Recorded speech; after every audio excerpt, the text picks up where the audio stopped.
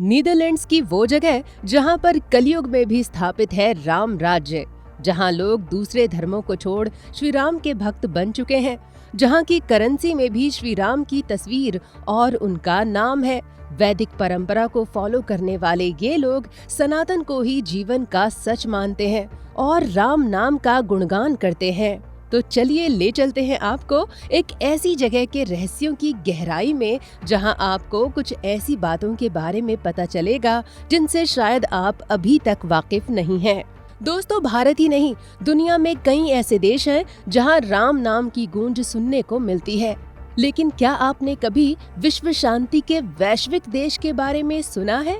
Netherlands के जंगलों के बीच एक ऐसा वैदिक शहर है जिसे आप देश भी कह सकते हैं, जो राम राज्य से प्रेरित है। नीदरलैंड्स और अमेरिका के फेमस वैज्ञानिक जहां पूरी विधि विधान से श्री राम की पूजा करते हैं।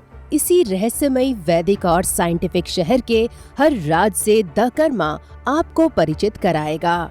दोस्तों, बात 7 अक्टूबर 2000 की है, जब महर्षि महेश योगी ने global country of world peace यानी GCWP की स्थापना की। GCWP जो कि एक नॉन प्रॉफिट ऑर्गेनाइजेशन है, जिसका उद्देश्य दुनिया के प्रमुख शहरों में मेडिटेशन, शिक्षा और शांति को बढ़ावा देना है।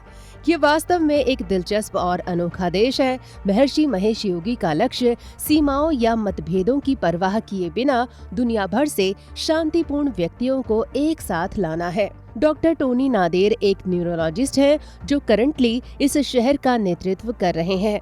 उन्होंने खुद इस्लाम को छोड़कर हिंदू धर्म को अपनाया है और वे भी श्री राम के बहुत बड़े भक्त हैं। GCWP के बारे में सबसे अच्छी चीजों में से एक शांति महल है, जो उन्होंने दुनिया के विभिन्न शहरों में बनाया है।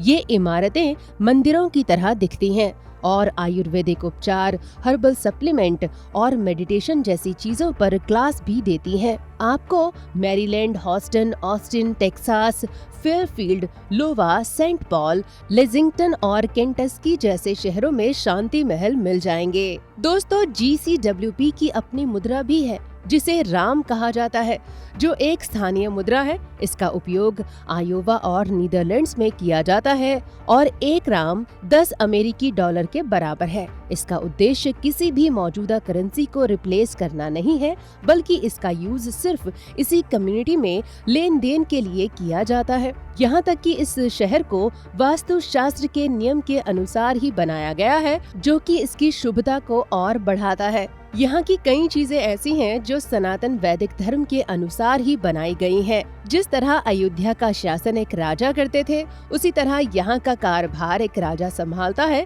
जिसके नाम के आगे राजा कहकर उसे संबोधित भी किया जाता है।